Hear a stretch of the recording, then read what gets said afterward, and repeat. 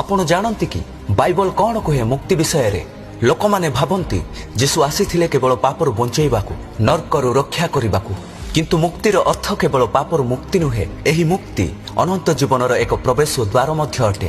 ମୁକ୍ତି ହେଉଛି ଏକ ଦ୍ୱାର ଯେଉଁଠାରେ ଲୋକମାନେ ବିଶ୍ୱାସ ଦ୍ୱାରା ପ୍ରବେଶ କରନ୍ତି। ପରିତ୍ରାଣ ହେଉଛି ଘର ଯେଉଁଠାରେ ବିଶ୍ୱାସୀମାନେ ପବିତ୍ରତାରେ ବଢ଼ନ୍ତି।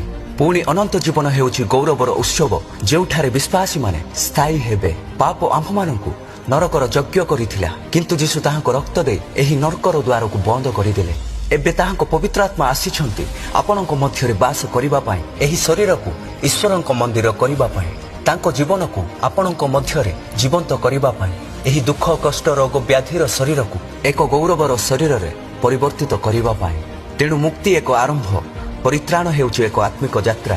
ଅନନ୍ତ ଜୀବନ ହେଉଛି ସେଠାରେ ସ୍ଥାୟୀ ଗୌରବ।